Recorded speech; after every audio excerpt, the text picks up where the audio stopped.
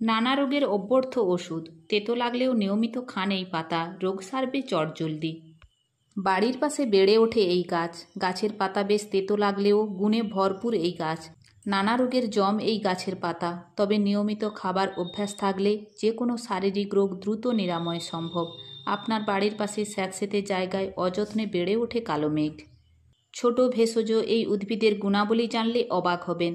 কখনো হয়তো দেখেও এড়িয়ে চলেন গাছটিকে। ছোট থেকে বড় সকলের অত্যন্ত কাজের এই গাছ।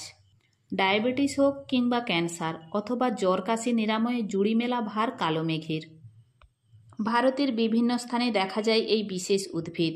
ছোট ছোট ফুল এবং প্রায় 1 মিটারের হয় এই গাছটি। পাতার স্বাদ বেশ তেতো হলেও ভেষজ গুণাবলী অগাধ। বিশেষজ্ঞরা মনে করেন রক্ত পরিশুদ্ধকরণে কালো মেঘের গুরুত্ব অপরিসীম। রক্ত পরিষ্কার থাকলে যে কোনো বড় ধরনের রোগ নিরাময় সম্ভব। কালো মেঘের পাতা ডায়াবেটিসের অব্যর্থ ওষুধ। মানবদেহে রক্তে চিনি বা গ্লুকোজের পরিমাণকে কম রাখতে সাহায্য করে। লিভারজনিত যে কোনো সমস্যা থাকলে এই পাতা ব্যবহার করা যেতে পারে। লিভারের সমস্যায় গ্রামীণ এই গাছের পাতা খেলে লিভারের যত্ন নেওয়া সম্ভব বলে মত বিশেষজ্ঞদের। কালো মেঘের পাতা আর্থারাইটিস ও গাউট অথবা বাতের ওষুধ হিসাবেও ব্যবহৃত হয়। 15 থেকে 20টি কালো মেঘের পাতার রস প্রতিদিন খেলে আর্থারাইটিসের সমস্যা থেকে দূরে থাকা যেতে পারে।